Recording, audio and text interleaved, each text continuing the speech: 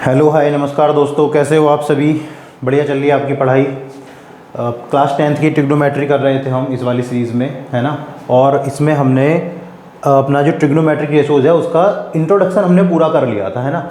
पंडित बद्री प्रसाद हर हर बोले से हमने ये देख लिया था कि साइन थीटा जो भी हम एंगल कंसिडर करते हैं, पहले तो हमने ये देखा था कि जो एंगल कंसिडर करते हैं उसके सामने वाला परपेंडिकुलर होता है, 90 डिग्री के सामने वाला हाइपोटेनियस होता है, और जो एंगल कंसिडर किया है उसके जो एडजेसेंट है, जो उससे लगा हुआ है, वो हमेशा बेस होता है ना। फिर वहाँ से हमने ये देख लिया था कि साइन थीटा हमारा क्या होता है, perpendicular upon hypotenuse. Cos theta क्या होता है, बेस अपॉन हाइपोटेनियस। और टेन थीटा क्या होता था हमारा, परपेंडिकुलर अपॉन बेस होता था। कॉसेक थीटा, सेक थीटा और कॉट थीटा इनके जस्ट उल्टे होते थे। ठीक है, इतनी बात याद है आपको। तो अब हमने वो तो कर लिया था, बाकी जैसे रैंडमली एंगल दिए हुए थे हमें, ए थीटा कोई भी दिया था, उनके लिए कर लिया था। अब बात आती है कुछ स्पेसिफिक एंगल्स के लिए जो आपको याद रखना है, जो आपके सिलेबस का मेन पार्ट है। ठीक है, पहले वाले शुरुआत का, इसमें प्रूफ वाले भी हैं, आइडेंटिटी भी हैं, ट्रिग्नोमेट्रिक आइडेंटिटीज भी हैं, वो भी हमको करनी है, वो आगे करेंगे। लेकिन आज हम कर रहे हैं अपना ये जो बेसिक है, ये करने के बाद हम इसकी एक प्रैक्टिस वाला सेशन लेकर के आएंगे, है ना। एक क्लास लेके आएंगे प्रैक्टिस की। बहुत आसान पार्ट है, कुछ भी नहीं है। टेबल बनती है, वो भी मैं आपको अभी टटवा दूंगा साथ के साथ, है ना। देखो, अब जो मैं आपको ये बताने वाला हूँ, यहाँ पर मैं आपको दिखाने वाला हूँ कि जैसे साइन जीरो की वैल्यू जीरो क्यों होती है, कॉस जीरो की वैल्यू क्यों 1 क्यों होती है ना। ये सब चीज़ें हम करके देख लेते हैं, 10 मिनट का टाइम लगेगा। ठीक है, एग्जाम में ये नहीं पूछेंगे आपसे, लेकिन इनसे आपको हेल्प बहुत मिलेगी। ठीक है, तो फटाफट से हम इसको स्टार्ट करते हैं, ज़्यादा टाइम वेस्ट नहीं करते हैं। देखिए, जैसे ये है आपका पहला वाला, आप देखो यहाँ पर trigonometric ratios of 0 and 90 degree. हम जो एंगल लेते थे ना, ए या थीटा, उनकी जगह अब या तो 0 हो या 90 हो, तब क्या क्या वैल्यूज आएंगी। मतलब साइन 0 की वैल्यू, कॉस 0 की वैल्यू, टेन 0 की वैल्यू, उनकी बाकी तीनों के उल्टी, है ना। ऐसे ही फिर साइन 90, कॉस 90, टेन 90, फिर तीनों का अपोजिट, रेसिप्रोकल। ठीक है, वो हम देखने वाले हैं। तो मैं बस आपसे ये कह रहा हूँ अभी के लिए कि हमने क्या करा, एक राइट एंगल ट्रायंगल लिया। हमने क्या करा, एक एंगल लिया, छोड़ो राइट एंगल छोड़ो, हमने एक एंगल लिया। ठीक है, ये हमने एंगल लिया, हमने इसको रखा थीटा। ठीक है, हमने क्या करा, इसको नाम दे दिया एक्स, वाई और जेड। हमने इसको नाम दे दिया एक्स, वाई, जेड। यहाँ पर एक पॉइंट है मान लिया ए, और यहाँ पर एक पॉइंट है मान लिया पी। ठीक है, हमने बोला कि हम ए से पी पे एक परपेंडिकुलर ड्रॉ कर देते हैं। ये लो, हमने एक परपेंडिकुलर थोड़ा सही सा कर देते हैं, थोड़ा सा सही कर देते हैं। हमने बोला कि ए से पी पे हम एक परपेंडिकुलर ड्रॉ कर देते हैं। ठीक है, इसका मतलब ये एंगल हमारा 90 डिग्री हुआ, है ना। अब हम कंसीडर किस कर रहे हैं, इस वाले एंगल को हम कंसीडर कर रहे हैं। ये हमको हमेशा 90 डिग्री रखना पड़ेगा, क्योंकि हम हमेशा जो भी चीज़ें करते हैं राइट एंगल ट्रायंगल में करते हैं। सारे trigonometric ratios right angle triangle में निकालते हैं हम। ठीक है, तो अब मैं आपसे एक कहता हूँ कि अगर हमें ये थीटा 0 बनाना है, भाई हम पहले 0 के लिए ले रहे हैं ना, तो अगर हमें इस थीटा को 0 बनाना है, इसका मतलब ये जो लाइन है ना एक्स से, इसको ऐसे नीचे नीचे नीचे नीचे करते रहोगे तो थीटा कम होता चला जाएगा। ये सिर्फ मैं समझा रहा हूँ आपको, बहुत ज़्यादा करने की जरूरत नहीं है। ठीक है, एग्जाम में नहीं पूछेंगे, सिर्फ समझा रहा हूँ आपको। तो अगर हम यहाँ से इस एक्स ए को नीचे नीचे करते चले जाएंगे, थीटा छोटा होता चला जाएगा। और जैसे ही हमारी ये वाली लाइन इस लाइन के ऊपर आ जाएगी, कौन साइड कर जाएगी, इससे हम कह पाएंगे कि थीटा तो 0 हो गया, है ना। उस केस में आप ध्यान से देखना, हमको ये तो 90 डिग्री रखना था, तो ऐसा तो नहीं कर सकते ना कि इस वाले पॉइंट को हम सीधा ऐसा तो नहीं कर सकते, इस पॉइंट को यहाँ पे ले आए, नहीं कर सकते। क्योंकि अगर ये पॉइंट हम यहाँ ले आए तो ये लाइन हमारी ऐसे टेढ़ी हो जाएगी और ये 90 डिग्री बचेगा नहीं। ध्यान से सुनना मैंने क्या बोला। मैं ये कह रहा हूँ आपसे कि अगर ये एक्स ए लाइन है, मैंने आपसे ये तो बोल दिया कि हम इस थीटा को छोटा करना चाहते हैं, तो हम इसको क्या करेंगे, यहाँ से ऐसे ऐसे नीचे नीचे नीचे नीचे नीचे लाते रहेंगे। ठीक है, लेकिन ध्यान से देखो, अगर मैंने इस पॉइंट को इधर की तरफ शिफ्ट नहीं किया तो क्या होगा, ये वाला जो पॉइंट है ऐसे नीचे आएगा और ये पॉइंट तो यहाँ कहीं आएगा। अब आप मुझे बताओ, क्या 90 डिग्री एंगल जो है हमें, ये तो हमेशा सेम रखना था ना 90 डिग्री वाला। ये सेम कब रहेगा, जब ये पॉइंट और ये पॉइंट एक दूसरे के बिल्कुल परपेंडिकुलर डिस्टेंस पे हो, तभी तो रहेगा। इसका मतलब हमें इसे ऐसे नीचे नहीं लाना, हमें इसको छोटा करते चले जाना है। इस पूरी लाइन को ऐसे छोटा छोटा छोटा करते चले जाना है, ताकि ये पॉइंट इस पॉइंट पे आके कोइंसाइड करे। समझ में आई बात। ठीक है, अब ध्यान से सुनो, पहले थोड़ा सा वापस आते हैं। अगर मैं इसी कंडीशन में आपसे कहता कि आप मुझे बताओ साइन थीटा कितना है यहाँ पे, आप कहते हैं सर साइन थीटा ये है, ये बेस है, ये परपेंडिकुलर है, ये हाइपोटेनियस है, तो हम कह देते कि साइन थीटा हमारा हो जाएगा AP अपॉन एक्स ए। यही तो हो जाता हमारा साइन थीटा। और कॉस थीटा हमारा क्या हो जाता, कॉस थीटा हमारा इस केस में हो जाता XP अपॉन एक्स ए, XP अपॉन एक्स ए। और टेन थीटा हमारा क्या हो जाता, टेन थीटा हमारा हो जाता A P upon X P, A P upon X P. ठीक है, ये तीनों हो गए, बाकी तीनों की तो बात हम कर लेंगे अभी, पहले इन तीनों को देखो। ठीक है, अब मैंने बोला कि मैं ना इस थीटा को जीरो बनाना चाहता हूँ क्योंकि मुझे sine zero, cos zero, ten zero की वैल्यू चाहिए। हमने अभी अभी देखा था कि जब हम इसको जीरो बना रहे थे तो ये जो पॉइंट है ना ए वाला, ये हम ए पी पे कोइंसाइड करा दे रहे थे हम इसको। ठीक है, और इसको हम छोटा करते करते करते करते ये ए को यहाँ करा दे रहे थे। इसका मतलब जो ए पी थी वो तो जीरो हो गई थी ना। एक बात बताओ, जब ये वाला पॉइंट और ये वाला पॉइंट, यही तो डिस्टेंस है ए पी, जब ए इसी के ऊपर आ गया तो ए पी तो जीरो हो गई ना उस केस में। ठीक है, तो हम अगर यहाँ पर ये लिखें कि if theta equal to zero, तो उस केस में क्या होगा, ए पी तो हो जाएगी जीरो।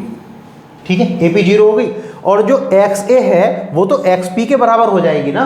जब ये ए यहाँ पर आ गया तो जो एक्स ए है वो तो एक्स पी के बराबर हो गया उस केस में। तो हम ये कह सकते हैं कि X A equal to X P हो चुका है अगर थीटा जीरो है तो। ठीक है, अब आप मेरी बात ध्यान से सुनो। तो अगर अब मैं आपसे बोलता कि साइन जीरो निकालो जरा, साइन जीरो के केस में जो हमारा ए पी है वो तो जीरो है, तो जीरो अपॉन एक्स ए, और कुछ भी करो तो जीरो ही आता है। हमें पता चलेगा कि साइन जीरो डिग्री जो होती है वो तो जीरो होता है। समझ में आ गई बात। अब मुझे अगर कॉस निकालना था, कॉस जीरो के लिए आप देखो X P upon X P upon X A. अभी तो हमने देखा कि अगर ये थीटा जीरो है तो एक्स ए तो एक्स पी के बराबर है, तो हम कह सकते हैं एक्स पी अपॉन एक्स ए की जगह भी एक्स पी रख लेते हैं। एक्स पी से एक्स पी कटेगा, कितना आ जाएगा 1। तो हमको पता चल गया कि कॉस जीरो तो 1 होता है। क्लियर है इतनी बात। दोबारा देखना, अगर ना समझ आए दोबारा देखना, बहुत आसान पार्ट है, एग्जाम में आपसे ये नहीं करवाएंगे, इस पे कंसेप्चुअल क्वेश्चन पूछे जा सकते हैं, ये ध्यान रख लेना। सीख लोगे तो बहुत अच्छा, आपको बहुत ज़्यादा हेल्प मिलेगी। ठीक है, बिल्कुल बेसिक से ही चल रहे हैं अभी हम। अब अगर मैं आपसे टेन जीरो बोलता, टेन जीरो निकालना है तो हम क्या करते हैं, टेन जीरो निकालना है तो यहाँ पर देखो A P upon X P है। बेटा अभी तो मैंने बोला था कि ए पी तो जीरो हो चुका है, जब हम इस पॉइंट को यहाँ कोइंसाइड करा दिया तो ए पी तो जीरो बन गया हमारा। तो इसका मतलब हम ये बोल सकते हैं कि जीरो अपॉन एक्स पी है ना, जीरो नहीं, जीरो अपॉन, हाँ जीरो अपॉन एक्स पी। तो ये कितना हो गया, किसी को भी जीरो को किसी से भी डिवाइड कर लो, जीरो ही आता है। ठीक है, तो zero upon X P zero आ गया। क्या इतनी बात क्लियर हुई, समझ में आ गई बात। ठीक है, अब देखो आपको निकालना था इन तीनों का उल्टा। साइन का क्या होता है, cosec zero. Cosec zero degree क्या होगा भाई, ये जीरो अपॉन 1 लिखा है कायदे में, तो 1 अपॉन जीरो हो जाएगा, 1 अपॉन जीरो। अब ये होता है नॉट डिफाइंड। मेरी बात ध्यान से सुनना, नॉट डिफाइंड और इन्फिनिटी में अंतर होता है।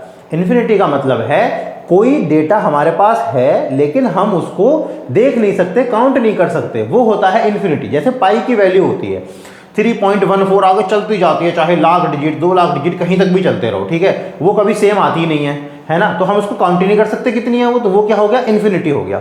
लेकिन नॉट डिफाइंड होता है कि भाई मान लो एक है, एक को आप जीरो से डिवाइड करना चाहे तो जीरो से डिवाइड कर ही नहीं सकते ना, जीरो से डिवाइड आप कर ही नहीं सकते। कैसे करोगे जीरो से डिवाइड, जीरो से डिवाइड करोगे फिर से वो तो 1 ही आ जाएगा। ठीक है, तो इस केस को हम बोलते हैं नॉट डिफाइंड। दोनों में अंतर होता है, इन्फिनिटी में डेटा होता है, नॉट डिफाइंड में कुछ होता ही नहीं है, असल में कुछ है ही नहीं वहां पर डेटा।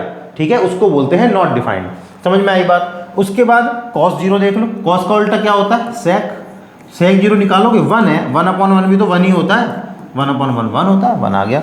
फिर 10 कॉट जीरो, आप देखो कॉट जीरो निकालोगे तो कॉट जीरो अगर हम देखें यहाँ पे फिर से वही कंडीशन आ गई कि ये तो जीरो है, इसका उल्टा करोगे तो 1 अपॉन जीरो, ये भी क्या हो जाएगा हमारा, नॉट डिफाइंड हो जाएगा कॉट जीरो भी। क्या आपको इतनी बात समझ आई। ठीक है, चलिए, तो ये हमने देख लिया कि 0 डिग्री के लिए क्या क्या होते हैं। ठीक है, अब 90 डिग्री के लिए देखो मैं बताता हूँ आपको। वापस हमने क्या करा, फिर से एक एंगल लिया, ये हमने एंगल लिया, ये है हमारा थीटा एंगल। ठीक है, ये हमारा कुछ भी नाम ले लो, एक्स वाई, पिछली बार ले लेते हैं ए, और यहाँ पर ले लिया पी। यहाँ पर हमने एक 90 डिग्री डाला हुआ है, ये हमारा पी है। चलो इसको दोबारा लिखते हैं, ये हमारा पी है। ठीक है, अब मैं आपसे वापस से बेटा ये कह रहा हूँ कि आप मुझे ये बताओ, अगर मुझे इस एंगल को 90 डिग्री बनाना है और इसको भी 90 डिग्री रखना है तो कैसे पॉसिबल है ये बनाना। ये तभी पॉसिबल है जब आप इसको तो सीधा करते जाओ और इसको इधर शिफ्ट करते चले जाओ। इसको ऐसे सीधा करो, इसको इधर शिफ्ट कर लो, और सीधा करो और शिफ्ट कर लो, और सीधा करो और शिफ्ट कर लो, है ना। तब तक करते रहो जब तक कि ये 90 डिग्री पूरा ना हो जाए। उस केस में क्या होगा, ये लाइन इसी लाइन के ऊपर कोइंसाइड कर जाएगी। ठीक है, इस केस में भी पहले चलो लिख लो फटाफट जल्दी से, टेन थीटा, नहीं पहले साइन से शुरू करते हैं, sine theta equal to sine theta आएगा आपका AP upon X A, AP upon X A. Cos theta आएगा आपका XP अपॉन एक्स ए।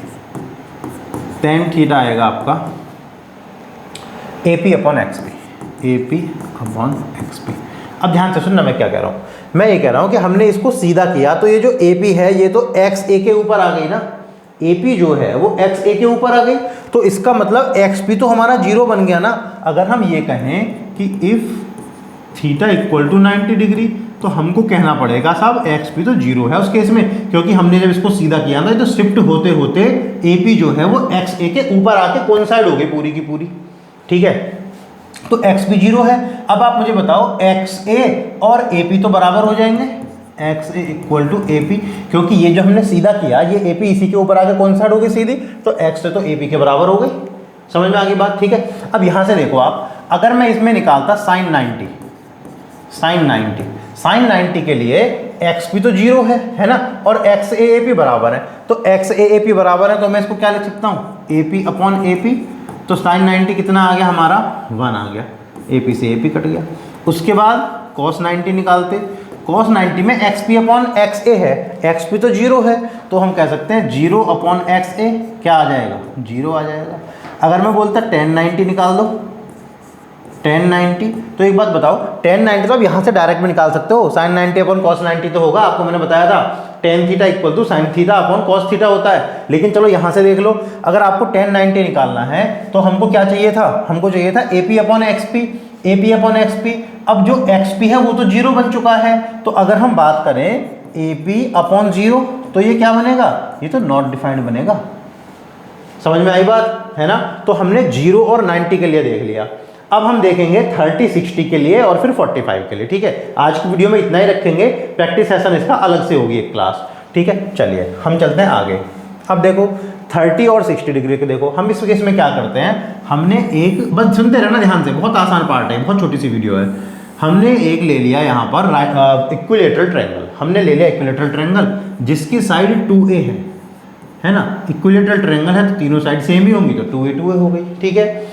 अब आपको पता होगा कि अगर मैं इक्विलेटरल ट्रायंगल में किसी भी वर्टेक्स से सामने वाली पे एक परपेंडिकुलर डालूं, मैंने ये परपेंडिकुलर डाल दिया, तो ये जो परपेंडिकुलर, इसका नाम रख लेते हैं A B C और D। तो ये जो AD परपेंडिकुलर मैंने डाला है ना इक्विलेटरल ट्रायंगल में, ये एंगल A को तो करेगा बाइसेक्ट और सामने वाली साइड को जिस पे परपेंडिकुलर है उसको भी करेगा बाइसेक्ट, ठीक है। मतलब ये मीडियन का भी काम करता है, ठीक है। तो इसका मतलब ये हुआ कि जब इसने इसको बाइसेक्ट किया, ये पूरा 2A था तो ये कितना हो गया A और ये भी कितना हो गया A, ये 90 डिग्री है ही है। समझ में आई बात। देखो अगर ये इक्विलेटरल ट्रायंगल था तो इसके तीनों एंगल कितने डिग्री के थे, ये 60 और भैया ये भी 60 और ये पूरा भी 60, ऐसे था। जब इसने इसको बाइसेक्ट किया दोनों एंगल को तो ये बचा 30 और ये भी बचा 30। मैंने अभी क्या बताया कि इक्विलेटरल ट्रायंगल में जो हम किसी भी वर्टेक्स से सामने वाली साइड पे अगर परपेंडिकुलर डालते हैं तो वो जो परपेंडिकुलर है ना वो एल्टीट्यूड भी होता ही होता है, वो बाइसेक्टर, एंगल बाइसेक्टर भी होता है और वो मीडियन भी होता है। मीडियन क्या होती है, जो सामने वाले साइड को दो बराबर हिस्सों में डिवाइड कर देती है, ठीक है। तो हमने वहीं से देख लिया कि ये 2A था तो ये A बचा, ये A बचा। क्या हम पाइथागोरस थ्योरम से AD निकाल सकते हैं, AD का स्क्वायर इक्वल टू 2A का स्क्वायर माइनस A का स्क्वायर। भाई AD ये है, इसका स्क्वायर इक्वल टू ये स्क्वायर माइनस ये स्क्वायर, तो ये आ गया 4A square minus A square. तो AD आ गया आपका 3A स्क्वायर पे रूट, मतलब कि A अंडर रूट 3, ठीक है। तो हमने यहाँ पे देख लिया कि AD हमारा कितना आ चुका है, A अंडर रूट 3 आ चुका है, ठीक है। अब तो देखो आपको पता है पिछला वाला करने वाले हैं हम, हमको अगर साइन 30 चाहिए, चलो सबसे पहले 60 निकालते हैं।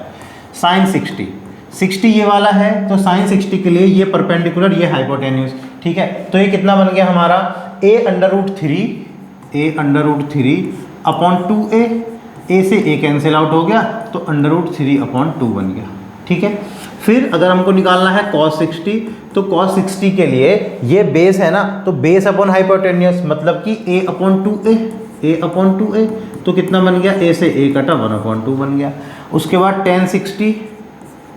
tan 60 निकालना है तो tan 60 क्या होगा, परपेंडिकुलर अपॉन बेस होगा। परपेंडिकुलर हमारा a√3 और ये a है, तो a√3 अपॉन a कितना आ गया, √3 आ गया। इन तीनों का उल्टा निकाल लो, cosec 60, cosec 60 निकालोगे इसका उल्टा हो जाएगा तो 2 अपॉन √3 हो जाएगा, है ना। cosec के बाद sec 60, sec 60, sec 60 इसका उल्टा हो जाएगा, 1/2 का उल्टा 2 हो जाएगा। और cot 60, cot 60 ये √3/1 था तो 1/√3 हो जाएगा। नोट करते रहे वैल्यू, ध्यान रखना, अभी इन्हीं की टेबल बनाएंगे हम फटाफट से, ठीक है। चलिए ये बात हो गई। अब हमको क्या चाहिए, अब हमको तो भैया 30 वाला भी चाहिए, हम तो 30 की वैल्यू निकालनी है ना। तो हमने देखा कि अगर हम sin 30 लिखते हैं तो इस केस में तो ये वाला एंगल कंसिडर करना पड़ेगा sin 30 के केस में। तो हमारा ये परपेंडिकुलर हो गया, ये हमारा हाइपोटेन्यूस हो गया, तो a/2a मतलब कितना आ गया, 1/2 आ गया a से a कट के। cos 30 देखोगे, cos 30 तो आपने देखा cos 30 के लिए तो ये बेस है, ये हाइपोटेन्यूस है, तो a√3/2a, a से a खत्म हुआ तो √3/2 आ गया। फिर sin 30 cos 30 फिर tan 30, tan 30 के लिए आपको पता है ये परपेंडिकुलर ये बेस, तो a/a√3 आ गया, ठीक है, a से a कट गया, 1/√3 आ गया। इतनी बात समझ आई, ठीक है। इसका भी उल्टा आप निकाल ही सकते हो, चलो फटाफट मैं लिख ही देता हूँ जब कर ही रहे हैं तो। cosec 30, cosec 30 देखोगे तो 2 आ जाएगा भाई, इसका उल्टा सीधा सीधा sec 30, sec 30 देखोगे तो √3/2 का उल्टा कितना आ जाएगा, 2/√3 आ जाएगा। उसके बाद cot 30, यही तो 6 होते हैं हमारे ट्रिग्नोमेट्रिक रेशोज, cot 30 इसका उल्टा हो जाएगा तो ये √3/1 मतलब कि √3 हो जाएगा, ठीक है। तो हमने किस किस के लिए देखा, 0 90 देख लिया, 60 और 30 देख लिया, एक बच गया 45, फटाफट वो भी देख लेते हैं। देखो 45 के केस में हम क्या करेंगे, देख लेते हैं 45। देखो ट्रिग्नोमेट्रिक रेशोज फॉर 45, देखो भाई हमने क्या करा, एक राइट एंगल ट्रायंगल लिया, उसमें हमने बोला कि एक एंगल 45 डिग्री है, हमने अपनी मर्जी से बना दिया, एक 90 था एक 45 था, तीनों का सम कितना होता है 180, ये 90 ये 45 तो ये भी तो 45 ही रह गया, क्योंकि तीनों का सम तो 180 होता है, ये आप बहुत अच्छे से जानते हो, है ना, ठीक है, ये रह गया। और हमने ये भी बोला कि इसकी ना जब ये 45 ये 45, तो एक बात बताओ, जो इक्वल एंगल होते हैं उनके अपोजिट साइड भी तो इक्वल होती हैं, पिछले वाली वीडियो में हमने इससे क्वेश्चन भी प्रूव किया था, ठीक है। तो जब ये 45 इसके सामने है, ये 45 इसके सामने, तो इसका मतलब तो ये और ये दोनों बराबर हो गई, हमने मान लिया ये ए है ये ए है। फिर से देखो क्यों बराबर हो गई, काम आएगा आपको ट्रायंगल में भी कि opposite equal side, equal angles के अपोजिट साइड भी इक्वल होती हैं, और इसका वाइस वर्सा भी ट्रू होता है कि अगर दो साइडें इक्वल है ना तो उनके अपोजिट एंगल हमेशा इक्वल होंगे। समझ में आ गई बात, किसी ट्रायंगल में, ठीक है। ये ए है ये ए है, तो अगर हम इसका नाम दे देते ए बी और सी, तो क्या हम ए सी निकाल सकते थे, ए सी आ जाता a² प्लस a², मतलब कि हमारा ए सी आ जाएगा रूट के अंदर 2a², मतलब कि a√2, तो ए सी कितना आ गया भैया, a√2 आ गया। ये वही एंगल ले लो चाहे ये एंगल ले लो, फर्क कुछ नहीं पड़ने वाला। आप सबसे पहले निकालो sin 45, sin 45 निकालोगे इसी एंगल को ले लेते, तो a तो perpendicular upon hypotenuse, a/a√2, a से a खत्म हुआ 1/√2। cos 45 भी सेम आएगा, देख लो चाहे, cos 45 में क्या होगा, बेस अपॉन हाइपोटेन्यूस, तो a/a√2, a से a खत्म हो गया 1/√2 आ गया, ठीक है। sin 45 cos 45, उसके बाद आएगा आपका tan 45, देखो tan 45 देखो आप a/a आ जाएगा, परपेंडिकुलर अपॉन बेस, तो a/a मतलब कितना आ गया, 1 आ गया। इन सब का उल्टा कर दो, cosec 45 कितना होगा भाई, √2 हो जाएगा, इसका उल्टा √2 हो गया। sec 45 भी कितना हो जाएगा, 1/√2 का उल्टा √2 हो गया। और cot 45 कितना हो जाएगा, 1 का उल्टा 1 हो जाएगा।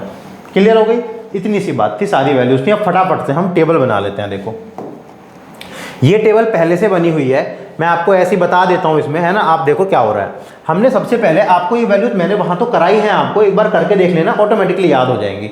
नहीं तो याद तो आपको करनी है, चाहे रट्टा मारो चाहे समझ के करो, समझ के करोगे तो ज़्यादा बेटर है, इसलिए मैंने इतना 20-25 मिनट लगा करके आपको पूरा पीछे से बताया कैसे कैसे वैल्यूज आई हैं। अब देखो हमने देखा sin थीटा 0, 30, 45, 60, 90, इन एंगल्स के लिए याद रखनी है आपको, आपके सिलेबस में इनके अलावा कोई एंगल याद रखने की जरूरत नहीं है, ठीक है। आपको साइन की वैल्यू 0, 30, 45, 60, 90 पे याद रखनी है, सभी की वैल्यू आपको ऐसे ही याद रखनी है, ठीक है। चलिए तो देखो साइन थीटा, थीटा मतलब थीटा की जगह पर 0 पुट करें, हमने देखा था वैल्यू 0 थी, ये तो याद रखना पड़ेगा पहला वाला, ठीक है। फिर साइन इसकी साइन 30 की 1/2, साइन 45 की अभी अभी हमने निकाली 1/√2, साइन 60 की पहले निकाली थी हमने 30 60 के साथ में √3/2, और साइन 90 की बिल्कुल शुरुआत में निकाली थी 90। 0 और 90 की हमने एक साथ निकाली थी, साइन 0 की 0 आ रही थी, साइन 90 की 1 आ रही थी, ठीक है। साइन 30 और 60 की एक साथ निकाली थी, 30 की 1/2, 60 की √3/2, और 45 की अभी अभी निकाली थी 1/√2 आ रही थी। बस अगर पहला याद होगा तो समझो पूरी टेबल बन गई। देखो कैसे, कॉस लिखना है ना, तो साइन में जो यहाँ थी ना उसको उठा के यहाँ लिखो, मतलब इधर से उल्टा करके लिखना शुरू कर दो। देखो 0 के नीचे 90 वाली वैल्यू 1 यहाँ आ गया, √3/2 यहाँ आ गया, 1/√2 यहाँ आ गया, ये यहाँ आ गया और ये यहाँ आ गया। मतलब क्या हो रहा है, हम इसको रिवर्स कर दे रहे हैं सीधा सीधा, ठीक है। हम इसको क्या कर दे रहे हैं, रिवर्स कर दे रहे हैं। देखो ये रहा पूरा, ठीक है। तो अगर आपको साइन की पता है तो कॉस की तो ऑटोमेटिकली पता चल गई। टेन की क्या होती है, sine theta upon cos theta होता है टेन। तो अब देखो टेन 0 निकालना है तो 0/1 0 आ जाएगा भाई, 0 को किसी से भी डिवाइड करो 0 ही आता है। उसके बाद 1/2 डिवाइडेड बाई √3/2, आप देख लो 1/2 डिवाइडेड बाई √3/2, तो 1/2 मल्टीप्लाइड बाई 2/√3, 2 से 2 खत्म हो गया तो 1/√3 वैल्यू आ गई। ये रही 1/√3, कहाँ गई हमारी, ये रही 1/√3, ठीक है। 1/2 को √3/2 से डिवाइड किया। फिर 45 निकालनी है तो साइन 45 अपॉन कॉस 45, ये रही दोनों वैल्यू, 1/√2 डिवाइडेड बाई 1/√2, तो क्या आ जाएगा, 1 आ जाएगा। किसी सेम नंबर को किसी सेम नंबर से डिवाइड करते हैं तो क्या आता है, 1 आ जाता है, ठीक है। उसके बाद 60 निकालनी थी, tan 60, तो √3/2 डिवाइडेड बाय 1/2। हम ऐसा कर क्यों रहे हैं, हम इसलिए कर रहे हैं कि आप ये बहुत अच्छे से जानते हो कि tan थीटा जो होता है ना वो sine theta upon cos theta होता है। tan थीटा हमेशा क्या होता है, sine theta upon cos theta होता है, ठीक है। तो हमने ये देख लिया कि साइन दो थीटा की जगह कुछ भी रखा हो, अगर दोनों सेम है तो फिर तो रहेगा। तो अगर हमने साइन 45 निकाला था तो tan 45 निकालना था तो साइन 45 अपॉन कॉस 45, tan 60 निकालना है तो sine 60 upon tan 60, √3/2 divide by 1/2। बताओ कितना आएगा, फटाफट सबको करना आता है ये, तो इसमें तो कोई प्रॉब्लम नहीं है। इंटू 2/1, 2 से 2 खत्म हो गया तो ये कितना आ गया, √3 आ गया हमारा ये, ठीक है। अब देखो साइन tan 90 निकालना है तो साइन 90 अपॉन कॉस 90, 1/0, 1/0 क्या होता है, नॉट डिफाइंड होता है, तो ये हमारी नॉट डिफाइंड आ गई, ठीक है। अब कॉसेक निकालना है, साइन का रेसिप्रोकल कर दो। 0 का उल्टा क्या होता है, नॉट डिफाइंड, क्योंकि 0/1 है तो 1/0 हो जाता है, नॉट डिफाइंड। 1/2 का उल्टा क्या होता है, 2, 1/2 है ना तो 2 हो जाएगा। 1/√2 का उल्टा √2 हो जाएगा। √3/2 का उल्टा 2/√3, 1 का उल्टा 1। सेक निकालना है तो कॉस का उल्टा कर दो, और कॉट निकालना है तो tan का उल्टा कर दो। समझ में आई बात। दोबारा देख लो क्या करा हमने, साइन की वैल्यू हमने याद कर ली मतलब समझ के याद कर ली। साइन 0 0 होता है, साइन 30 1/2, साइन 45 1/√2, साइन 60 √3/2, साइन 90 1 होता है। अब हमने जब कॉस की लिखी तो उधर से लिखना शुरू कर दिया, इधर जो वहाँ वैल्यू थी 90 वाली वो यहाँ 0 की होगी, जो वहाँ 60 की थी वो यहाँ 30 की होगी, 45 सेम होगा, जो 30 की थी वो 60 होगी, जो 0 थी वो 90 की होगी, ठीक है। tan में साइन को कॉस से डिवाइड करके लिख दिया, कॉसेक में साइन का उल्टा, कॉस में सेक में कॉस का उल्टा, और कॉट में tan का उल्टा। इतनी सी बात थी, ठीक है। चलिए आगे चलते हैं, एक दो क्वेश्चन करके देख लेते हैं अगर है तो। देखो जैसे ये है क्वेश्चन पहला वाला। अब यहाँ आपको सबकी वैल्यू पता होनी चाहिए, आप शुरुआत में टेबल देख देख के करना, उसके बाद आपको सारी वैल्यू रट जानी चाहिए। देखो आप देखो साइन 60 की वैल्यू होती है √3/2। मुझे तो ये वैल्यू याद है तो मैं डायरेक्ट रख रहा हूँ, शुरुआत में आप टेबल देख लेना और उनको याद करने की कोशिश करना, बार बार याद करना, ठीक है। √3/2 इंटू कॉस 30 की वैल्यू होती है √3/2। देखो अभी आप देखो ना, साइन 60 कॉस 30, मैंने क्या बताया था, जो 30 की होगी वो 60 की होगी। इधर देखो साइन 60 और कॉस 30 सेम होना है ना, 60 और 30 तो उल्टा आ रखा है, समझ में आई बात, ठीक है। तो हमने रख दिया प्लस कॉस 60 1/2 और साइन 30 1/2, ठीक है। सॉल्व कर लो, √3 में √3 का मल्टीप्लाई हुआ तो कितना बनेगा 3/4, प्लस 1 × 1 में 1/4, कितना बन गया 4/4, मतलब वैल्यू कितनी आ गई 1 आ गई। समझ में आई बात। इसमें देखो cos 60 है ना, cos 60 की 1/2, cos 30 की √3/2, वैल्यूज देखते रहे ना अब आप, ठीक है, माइनस साइन 60 की √3/2, साइन 30 की 1/2। तो ये क्या बन गया हमारा √3/4 माइनस √3/4। ये तो कट गया आपस में, क्या बन गया भैया 0 बन गया आंसर। समझ में आएगा, वैल्यूज डालनी है, सॉल्व करना है, सिर्फ कैलकुलेशन है, उसके अलावा कुछ भी नहीं है। कुछ भी नहीं मतलब कुछ भी नहीं, ठीक है। आगे आ जाओ, साइन 60 है तो साइन 60 की वैल्यू कितनी होती है √3/2। कॉस 45 कितना होता है 1/√2 प्लस कॉस 60 कितना होता है 1/2, साइन 45 कितना होता है 1/√2। ठीक है, तो ये कितना बना हमारा √3/2√2 प्लस 1/2√2। तो देखो डिनोमिनेटर तो सेम है 2√2 और √3 + 1 और लिख दिया, √3 + 1, यही हमारा आंसर हो गया। ठीक है, सिर्फ वैल्यूज निकलवाई है और कुछ भी नहीं किया इन्होंने। क्लियर है? ठीक है, चलिए एक दो क्वेश्चन और कर लेते हैं। देखिए इसमें देखो 2 sin² 30 tan 60 माइनस, इसमें भी वैल्यूज पुट करनी है, कुछ नहीं है। 2 इंटू साइन 30 की वैल्यू कितनी होती है 1/2 और स्क्वायर है तो 1/2 का हमने स्क्वायर कर दिया। tan 60 कितना होता है √3 होता है। ये वैल्यूज आपको बिल्कुल टिप्स पे होनी चाहिए, कोई नींद में उठा के भी पूछ रहे तुरंत वैल्यू बतानी है आपको इन सारे एंगल्स पे, साइन इनकी सारे ट्रिग्नोमेट्रिक रेशोज की। ठीक है, -3 इंटू cos 60 कितना होता है 1/2 तो इसका स्क्वायर, क्योंकि स्क्वायर है। sec 30, अब देखो sec 30 आया, आप याद करो cos 30 कितना था, cos 30 हमारा √3/2 था। ठीक है, तो sec कितना हो जाएगा 2/√3 और उसका स्क्वायर है तो आप कर दो 2/√3 का स्क्वायर कर दो। ठीक है, आ जाओ 2/4 और √3 तो आएगा ही, -3/4 और इंटू 4/3।